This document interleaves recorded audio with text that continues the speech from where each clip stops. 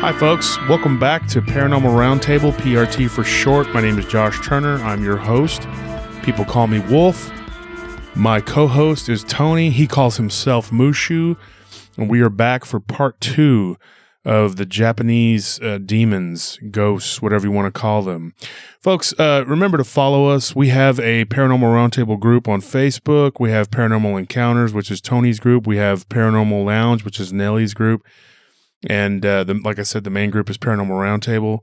And remember, be sure to follow us on those groups. And also, we are on several different platforms, as everyone knows, at YouTube, Spotify, the different platforms that we're on. Whatever you choose to listen to, it helps us if you go to YouTube and actually hit like on the videos if you like it. And be sure and subscribe. That helps us too. And leave some comments either in the group. We'll have a link to the show. And if you go to the Facebook group, we always do a giveaway every week. It's pretty much every week we'll give away a free autographed book from different authors that we've interviewed and talked to and we're friends with. And we will be giving those away weekly. Like I said, just go to the link that is on the Facebook group of Paranormal Roundtable and leave a comment, and you may be chosen as the winner. We've had many different winners so far, and it could be you this week. So go and do that. It's a very simple thing, and you can be entered into the contest. And we have an impartial judge that will pick out a random person and with the comment. And we'll send you your prize. Also, I wanted to tell you, prtpodcast.com, prtpodcast.com, that is our website. You can go back and listen to archived shows. You can submit artwork there. We're going to be doing an artwork contest pretty soon. We just haven't figured out exactly how we're going to do it, and we're going to call it the Willie Williams art contest, and we're going to be giving away a prize, a good prize. A couple prizes, actually. Willie Williams was my friend, the late Willie Williams. He was a very good artist, and he was a very good friend of mine, very dear friend of mine. And so in honor of him, we're going to be doing this art contest. He actually did some drawings of different cryptids and things when he was alive, and some of the things that we had experienced when we were living in that weird house. Unfortunately, most of his art was lost to time. We don't know exactly where it was at. His family can't find all of it. But that's unfortunate. But he actually was a very good artist, and he did do some pictures over the years that were pretty amazing. And so in honor of him, we're going to be doing an art contest. That's coming up pretty soon, but we got a lot of things in the fire. We're working toward a 100th episode. We're also getting ideas for the Halloween show. So if you have any ideas on what you would like to hear or see or do, whatever for the Halloween show, let me know, because we haven't 100% decided on how we're gonna do that, and that is going to be at the end of the month. And so the other thing we're going to talk about is we totally 100% love our listeners. We love you, and we want to try to keep the ads and everything down as much as possible. So we're working toward that, trying to remember to do that every week so you guys can have a more of a flow, a better listening experience. So that's something that we've taken into consideration, trying to keep that down and trying to be cognizant of that. And the other thing we wanted to tell you is that not only do we appreciate you listening, but if you have any stories, if you know anybody who has stories, just continue to send those. And I know we're kind of backed up, but just keep sending them, because I can always just go through them, and I just have fresh material to just keep coming up. And so that is Josh Turner at prtpodcast.com. Josh Turner at prtpodcast.com. That is the email address we're using. You can still use the old email address, doswolfman88@gmail.com. And if you send it to that one, it'll be transferred to the new one. So if you have the old one, that's fine too. But we are making the transition to the new email address. And Josh Turner at prtpodcast.com. So moving on, here's an interesting story. Now, this one was given to me, like I told you, there was a lady that I got to know, whatever, and she gave me a really cool story. And so this one was pretty crazy. Now, what happened was, her mother married a guy when she was a kid, and basically he adopted her. And that guy kind of became her dad. Like, she knew he wasn't her real dad. It was never one of those things where she had grew up thinking it was her real dad. But when she was real young, he adopted him, and he was very kind to her and her brother. And so her mom ended up getting sick and had always been kind of feeble, whatever, and she died. And she passed. And this guy, he was only about 61, I think she said. Let me see. He was 61. And he took them to raise, so they looked after him. As he got older, he started to have a few problems, health-wise, and it was basically, he raised them from when they were kids, and he was a very kind man, so she started looking after him. But she worked a lot, and so did her husband, and so did her brother, and so they didn't really have anybody that was responsible enough to look after him as he got older. So around the time he was 61, he got sick and started having some problems, and they hired this woman who answered this ad to be his nurse. Well, it worked out really well at first. For a couple months, it was real good. Everything. The dad recovered. He was great health. Started going to the gym, working out, great health type thing. And she was just like, wow, he was doing really bad. He couldn't move around. He was having all kinds of problems. And then this nurse gave him all this holistic medicine, and bam, he's doing better, Well, she became suspicious of that, because whoever this nurse was didn't quite check out.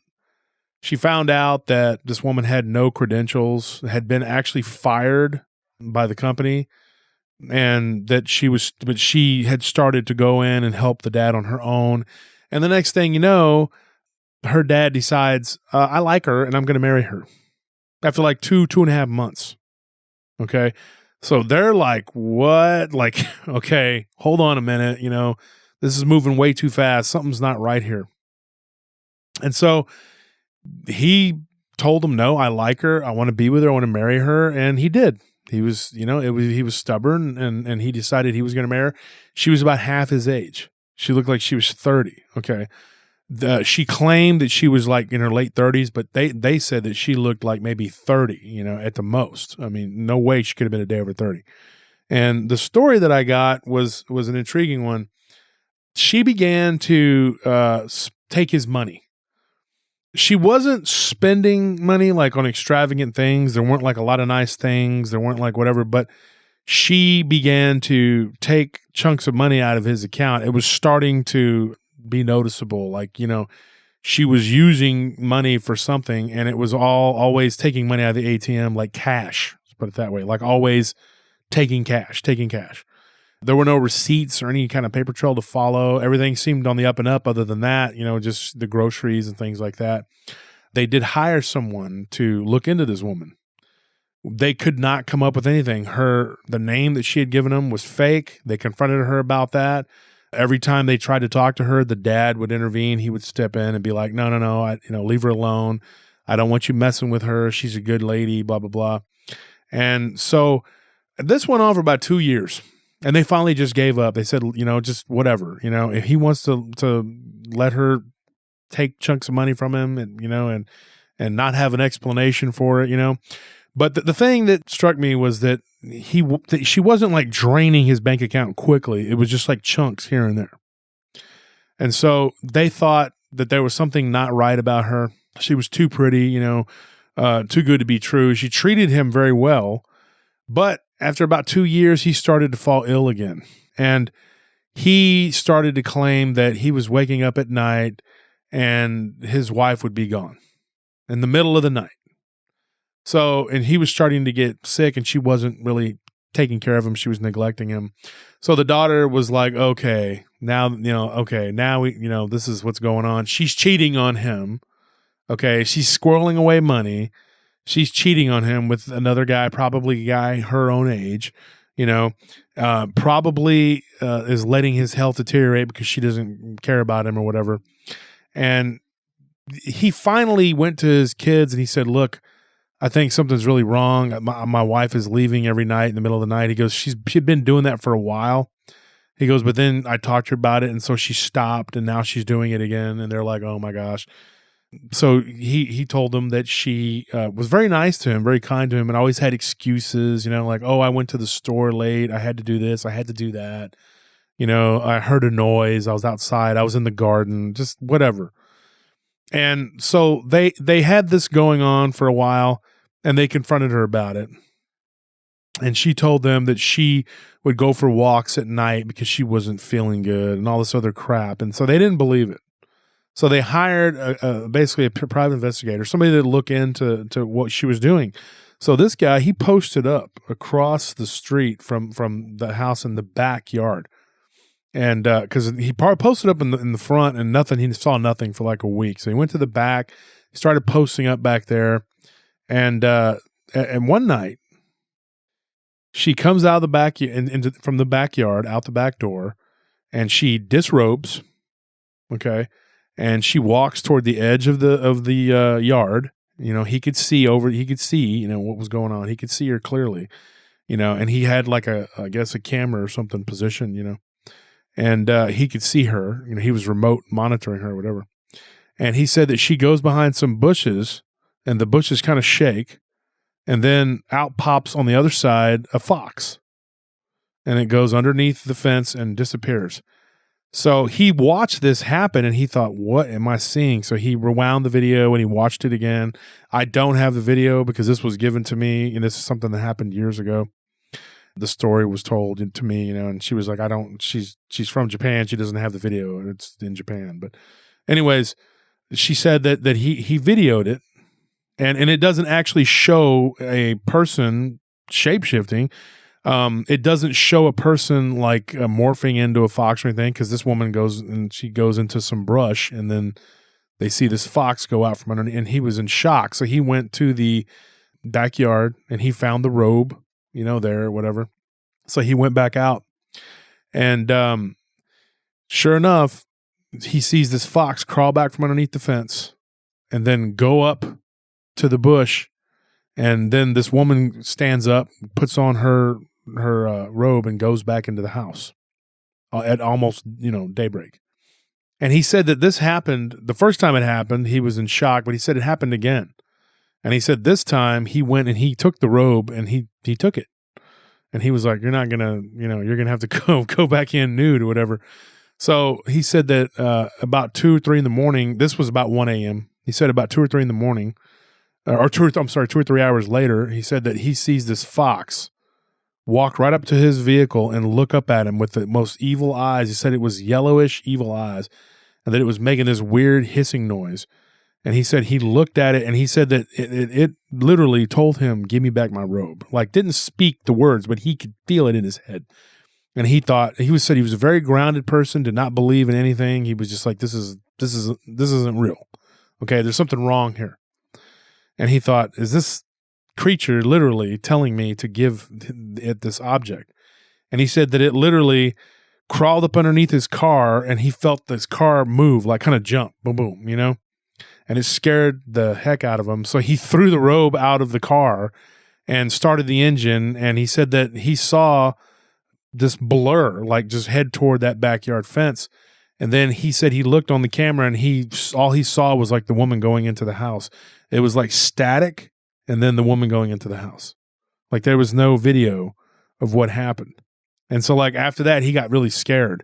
And he said that he was sitting in a restaurant in a noodle house or whatever, and he was eating, and this woman comes and sits down next to him and tells him, she's like, "You're going to leave me alone." And she's like, as well as I do what you're dealing with. And so if you don't leave me alone, I'm going to kill you. And told him that point blank. And so he quit. He gave the people, he had already given them the information, whatever. He says, "I quit. This woman told me." So when they went back and talked to her, she was like, "Oh, that's ridiculous. You're going to believe this crazy guy and his crazy stories and his lies. Where's his proof? Where's the video?" And so they confronted her with the video of what they had, which was just a little bit, And they said, "Is this you?" And she's like, "Yeah, I went and I felt sick." And she made another ridiculous story. "I laid down behind some bushes." And they're like, "Well, what is this? Why is there a fox coming out the other side?" And she's like, "I don't know. It must have been laying there. I didn't see." Just making up excuses, just a lot of excuses. And so they told her, look, we know what you are. We know what this is. Okay. You need to leave our dad alone, or we're going to do something. We're going to do something. And she basically told him, no, he loves me, this and that. So they had to take him to the temple, and he had to like do all this, prayer and all this stuff. And they had to like kind of break the attachment that this woman or whatever it was, this entity had on him. And they were told that it was a kitsune, and that which is like a shapeshifter, a female shapeshifter that shapeshifts into a fox, and that it had like basically got its hooks into him. That's a true story, supposedly, that happened, and that was told to me. So that's a crazy story, and I know I've told you part of that story before, but what do you think of that one? I mean, that's funny, the coincidences. I mentioned earlier about snow foxes, basically the same thing. I think this one is, foxes in general in Japan are very mischievous. If they are yokai, they're usually very dangerous. I think this one is pretty scary in the fact that, she just boarded in and didn't even care. And she was just so confident in her ability that she knew that she was going to get away with it. I think that, even from the very beginning, when they were all pressuring her, she was unfazed. I can guarantee, if I had to imagine it, I can guarantee you she was like unfazed by it, because she knows, I already have my hooks in this guy. I don't have to worry about you. Eventually, you will give up. And I think that another thing about yokai is they live for a very long time. So just waiting and trying to outpatience something that lives, way longer than you do is impossible. The question I had, though, I asked her point blank. I was like, "Do you think that it was a demon?" And she's like, "Demon is different than it's different." Yeah, but she said something that was like a shapeshifter. Yeah, definitely a shapeshifter, but not necessarily like a demon. But I don't know what that could have been. Well, yeah, because I think I don't know what her intent was, and I can't really say what those creatures' intent was, or if they meant harm. But for the most part, it seemed like what she was doing was just being, using him as a shelter or whatever. She just took advantage of the fact that he was sick to worm into his heart. Yep. And so there's another story I got, and this one there's a creature called it's called a Yama-uba. It's considered like a mountain witch or like a demonic whatever. But I was told that this creature can be any sort of woman. It can be any. This is a real short one though. But I mean, it could be any kind of. It can shapeshift into.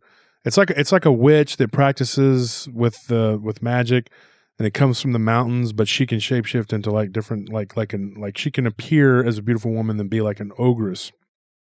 And a friend of mine told me a story that when he was in Japan, that something like this is, like I said, a real short story. He got into a rental car and he looked up, and right behind him, because he was up in a mountainous area too. And he looked and he saw this hag looking woman with these fangs reaching over like his neck, like she was going to bite him.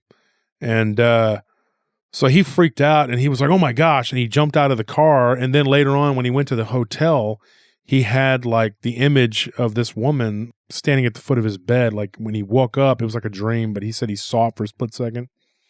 And so he talked to some of the people that he was with there doing business, and they told him that in that area where he was at was the area of the Yama-uba, which was a mountain witch that was supposedly had lived in that area, and that she had died, and that sometimes people around that small town would see that creature, and it would like appear, especially to foreigners.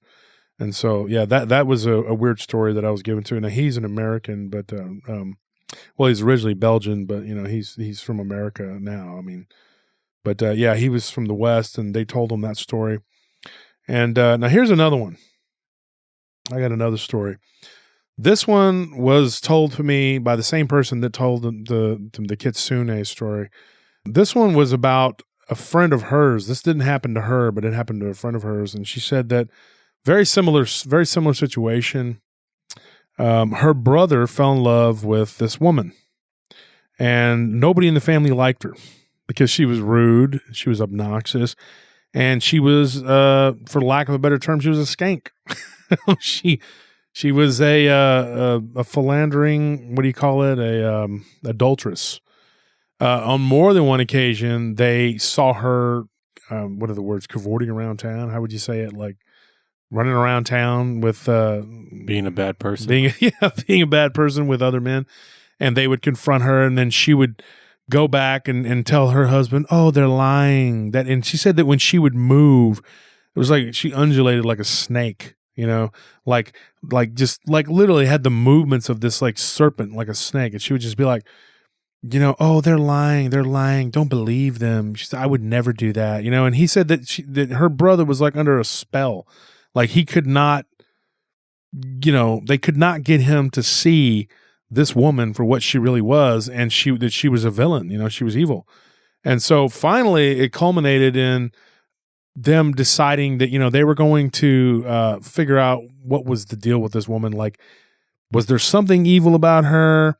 Now they had a cousin that could actually see Uri, and they could see the Uri if they were of a deceased person or if they were demonic. And so they brought this person in. They flew him from the far south of Japan up to where they were staying at, and so and this was in Osaka, and they brought him to Osaka, and they told him to meet this person, And so they went into the house. She wasn't there, but the first thing he noticed, he says, there are no mirrors. There's no mirrors in this house. He's like, I think that's odd. And they literally had to go over there when she wasn't there, and when the brother wasn't there. They kind of had to, had to just break in themselves. Yeah, that's exactly what they had to do. Because they were never allowed to like leave the living area. It was like they were being, forced to stay. And they figured it out. There was no mirrors in this house. And so they confronted the brother, and they said, "Why are there no mirrors in the house?" He's like, "Oh, well, she doesn't like them. She doesn't like mirrors. She's not, it bothers her.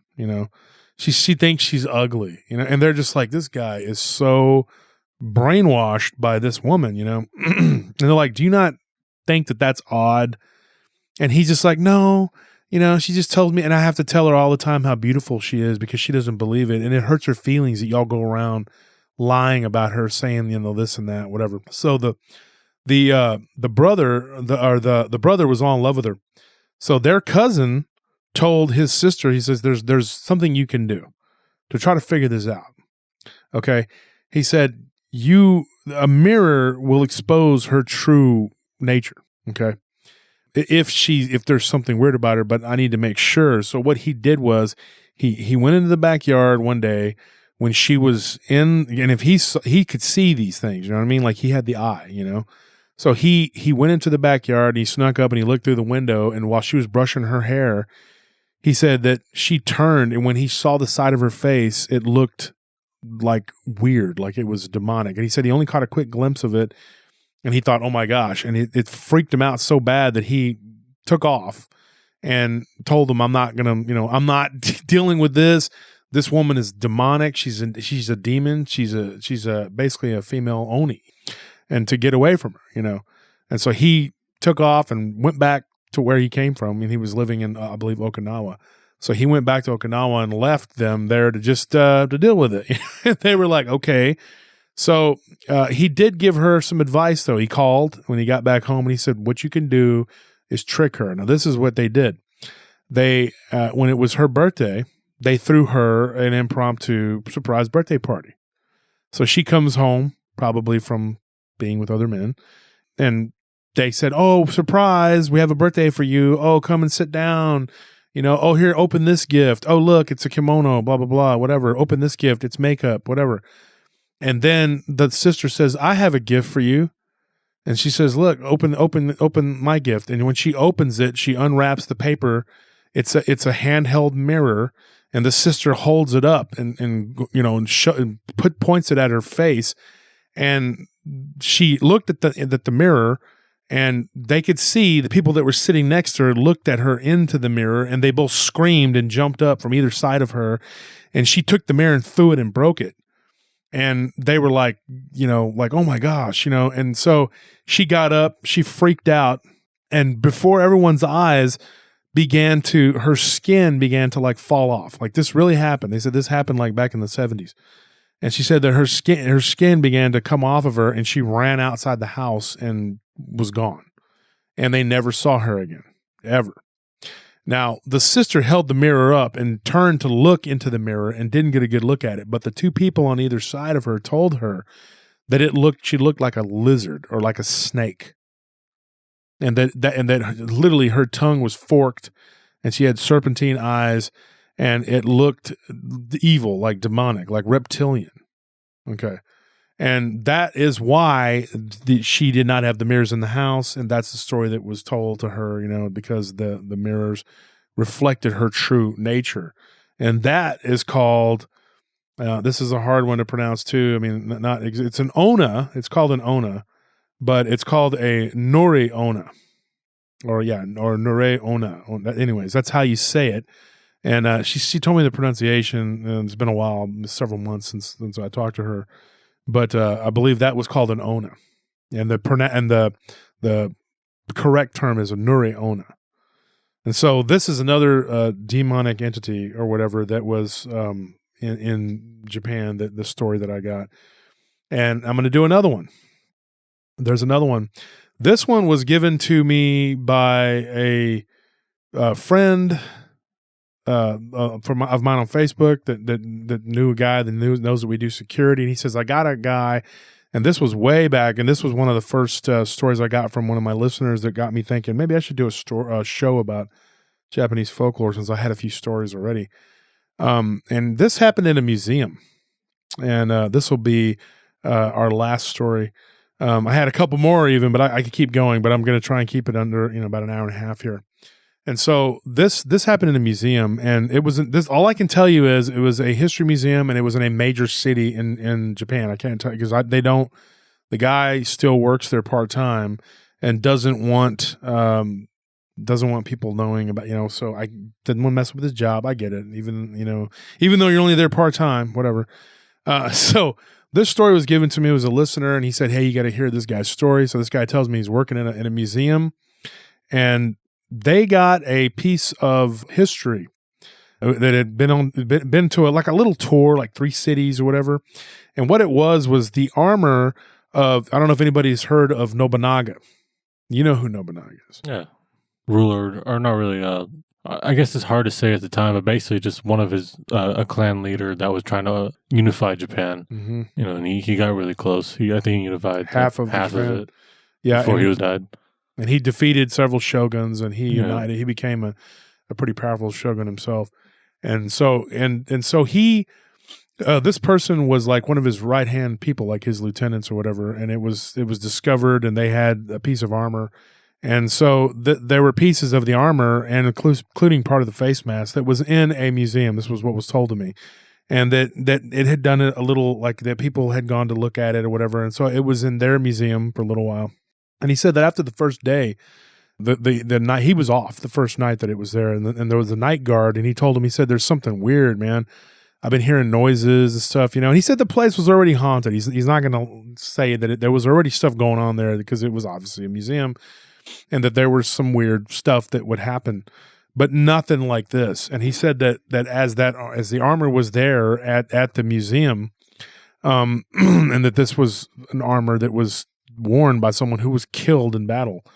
And he said that the face mask, was even kind of messed up a little bit. And he said that at this museum, he was told, to keep an eye on certain, displays and pieces or whatever. So he had to go by like twice an hour to make sure that this was, it was because they're real meticulous. And he said that he would look at it, and sometimes he would look at it and go, did that thing change color? Like it would be like a weird blue, part of it was blue and red, and then it would be like the opposite. And he was like, I know in my mind's, I'm not going crazy here, And so he would be walking by, and then sometimes he said that it would move. Like he saw it kind of shake. Like one time he looked right at it, and it shook, and then it stopped.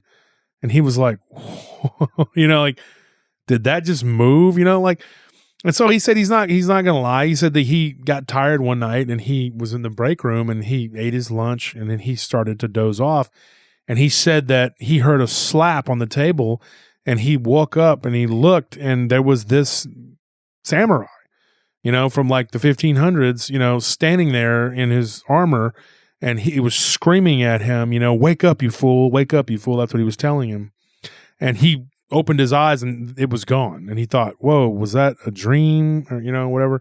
And I know how that is because I've worked in a building that was really haunted and I would go to sleep and wake up like, cause you just be sitting there perfectly awake and then you feel sleepy because these spirits will drain you, you know, and then you wake up and you don't know if it's a dream or if it's real, you know. So I can understand, you know, and so it freaked him out. So when it was his day off, you know, he decided to go and just, you know, go to the arcade or whatever and just blow off steam and just stay out and do stuff. And so he went home, he was really tired. And he figured, you know what, I'm gonna get a good sleep and I'm gonna go back to work and I'll be fine. And so he said that in the middle of the afternoon, which would have been around the time he wakes up because he works a night shift, Tony, you know about that. Mm-hmm. He said that something had grabbed him by his feet. And when he woke up, he saw what looked like a man wearing, like, you know how, I forgot what they're called, the not the armor, but the cloth that goes underneath the armor. Yeah. I forgot what he called it. I could read it, but anyway, he said that he was wearing that, like the suit. I know what you're talking about, yeah, just like the robe itself, and the like it looks like a gi. I forgot what it's called though. But anyway, he saw him wearing that and he was like, oh my gosh. And then he says this guy backs up and pulls out a sword and he's like, this guy is attacking me in a samurai, you know, costume with a sword in my bedroom. And he said that he didn't do anything. He just threw the pillow at it and the sword like went right through the pillow. Okay. Sharp sword. And well, and then it was gone. And he thought, you know, he goes, I know I wasn't imagining that thing was right there in my bedroom. So then he felt like something had attached itself to him from the museum, and the sword, like, it didn't cut the pillow and, you know, cotton or feathers go everywhere, nothing like that dramatic. It's like he threw the pillow, the sword, it went through the sword and the guy and hit the wall. Basically, okay, yeah. So it went through him like that. Yeah, right? It wasn't like, you know, and so the sword wasn't real. It was like ethereal, and he was just like, "What did I just see? Like, what was that? Like, I just saw something." And it was weird, you know? So anyways, you know, that happened and he was like, there's something going on here. So he's going to work. He's becoming more tired all the time. He's exhausted and he's starting to think he's going crazy. And then one day he literally was walking down the hallway and he came around the corner and the armor was gone. It was gone. It was not in the display. It was completely gone. He was like, oh my gosh, somebody managed to steal this armor. How is this even possible?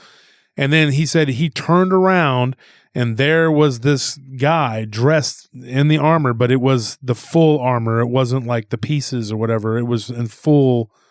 Wasn't damaged. Yeah, it wasn't damaged or anything. And it had the kind of Oni face mask. And he said that he was staring at it and he could even see it like he said he was looking, like he could see kind of through it, but it was also making like a reflection on the floor. And he was like, oh my gosh, like it's there. It's really there. So he was like looking down at the ground and he said that this thing or whatever it was had one of the smaller swords. I believe they're the Tanto. The Tanto. There's a Wakizashi, right? Yeah, the Tanto. Yeah. And then there is a katana. Right? The Wakizashi katana and then the Tanto, right? Yeah. And he said he had one of the smaller swords in his hand and he said he motioned it toward him and he fell backwards and he hit the display. But the display was bolted, it was mounted, you know, and he hurt his back and then he rolled and he said that this thing was just stomping toward him. And he started screaming and begging, you know, for help or whatever. And he said that he opened his eyes and it was gone. And then he looked up and in the case, the armor was there. So he quit.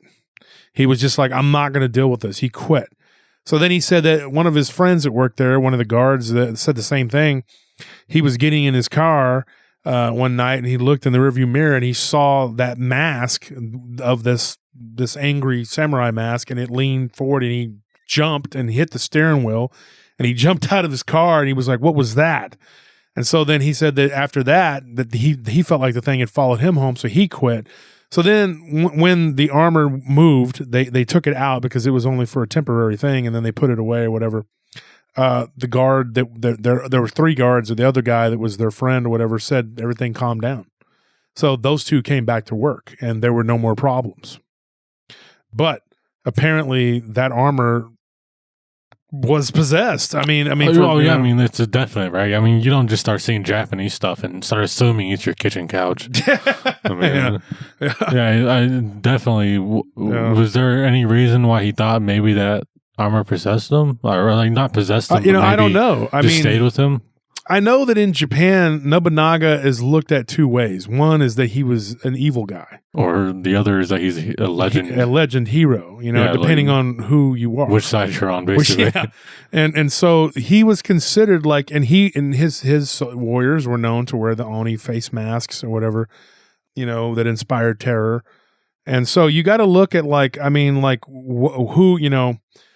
I got another real quick story. This is a real short one, and I'll wrap it up with this one. I have a buddy of mine who got a Japanese. Now, I have a set of Japanese swords, actually, Tony. I have them. They're directly from Japan. Right. Yeah. They're stamped Japanese. I got them from a friend of mine, actually, that we had talked about earlier, actually. There's this sword that this guy got. Now, this guy originally is from Finland. His parents came to the United States when he was a child. From Finland. He lived right outside of Helsinki. And me and my brother knew this guy, and he lived out in the hill country, and we went out there, and he collected historical artifacts, and he had a Japanese sword on his wall, and a buddy of mine was with me, and he was like, can I touch it? He goes, yeah, you can, but I would recommend not doing it. He's like, there's something attached to that thing. And he goes, and if people touch it, sometimes they'll have a bad dream or a night. My friend's like, okay, yeah, right. My friend's deceased. You don't know who he is, Tony, but I know you've heard of him. So anyways, my buddy touches it, grabs it, plays with it, messes with it. And the next night, not that night, when we went back home, but the next night, he calls me up and he says, dude, you're not going to believe this, dude. I had this crazy dream.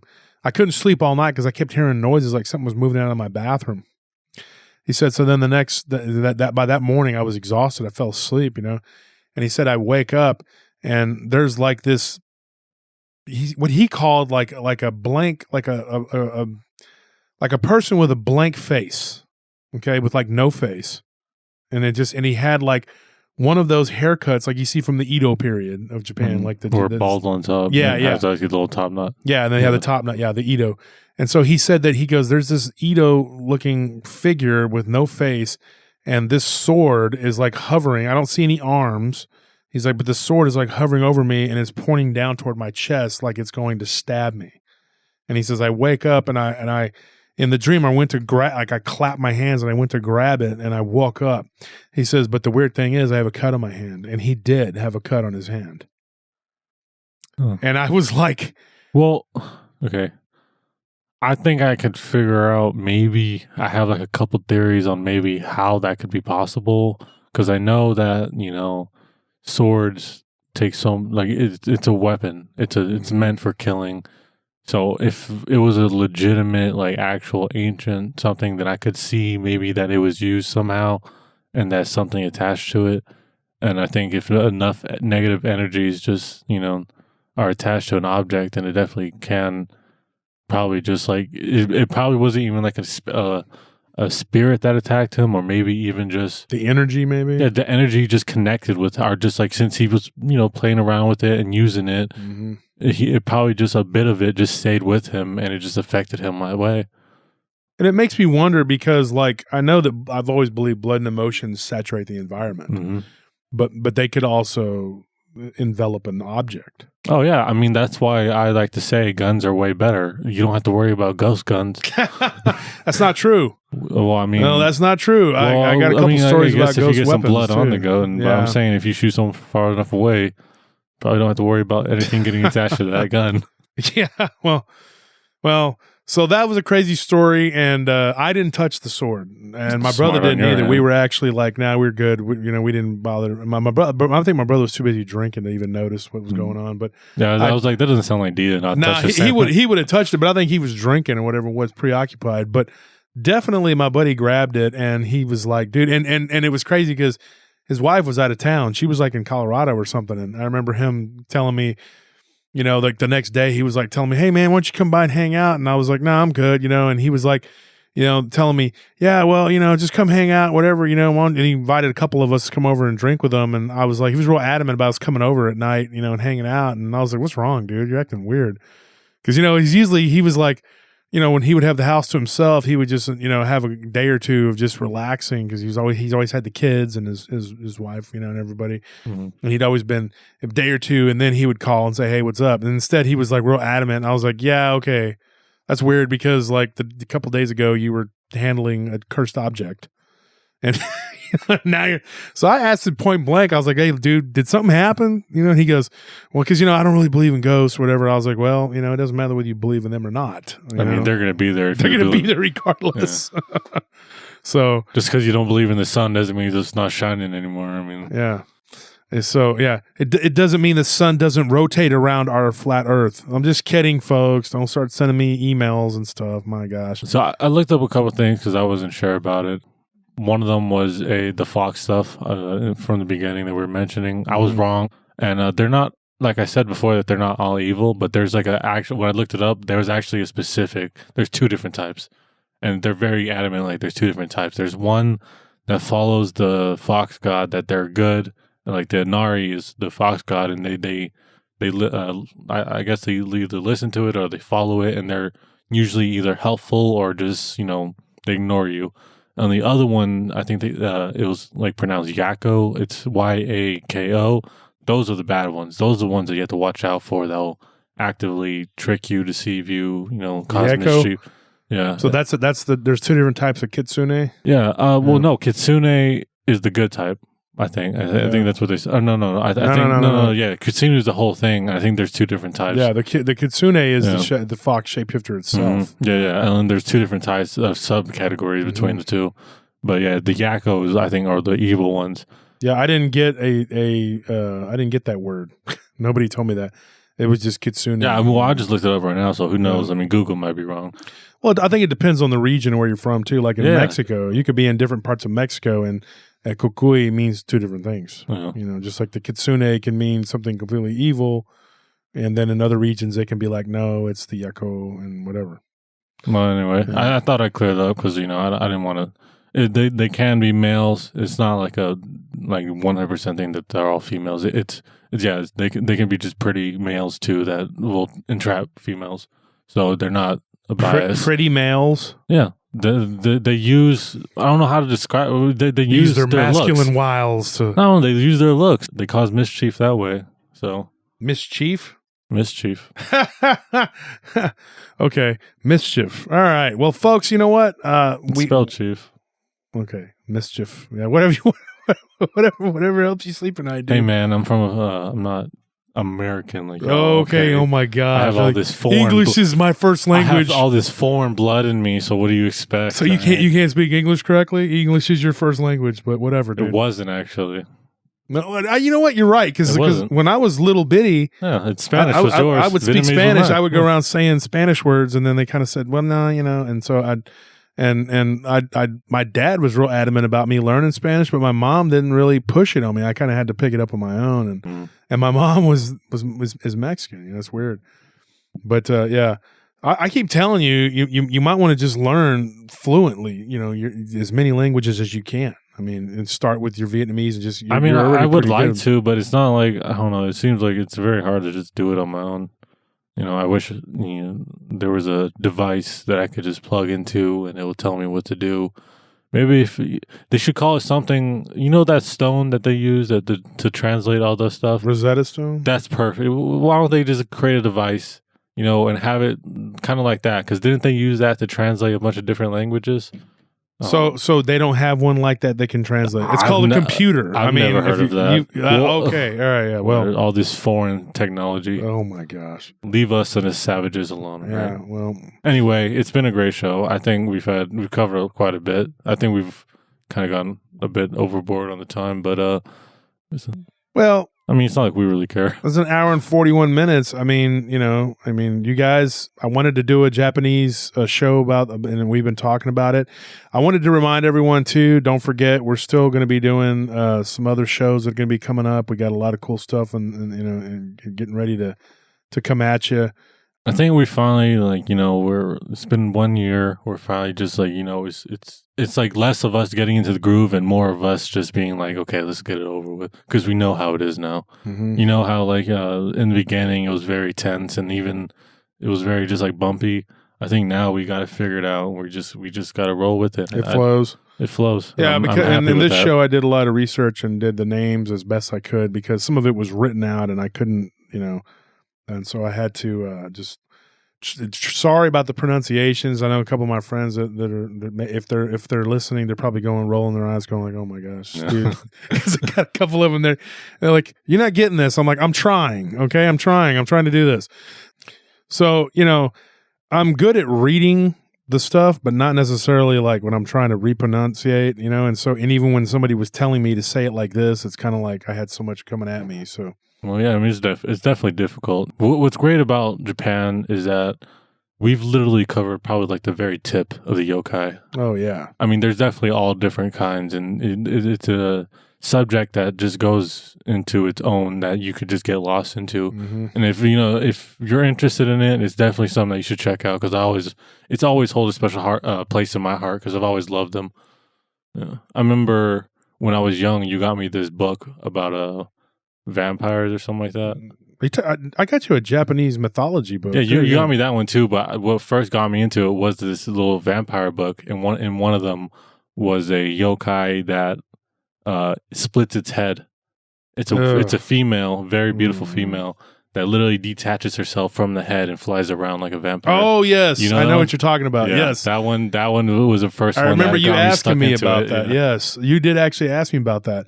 I believe there's a video on Castlevania. There's one where this thing throws its head, and I was thinking that's kind of what it reminded me of. Mm-hmm. Yeah, because the Japanese folklore. Here's an interesting thing, folks. Excuse me. The kappa. One of the things about the kappa is supposedly that the top of their head is shaped like a bowl, mm-hmm. and it holds water from whatever source that they get their power from. In that case, the koi pond.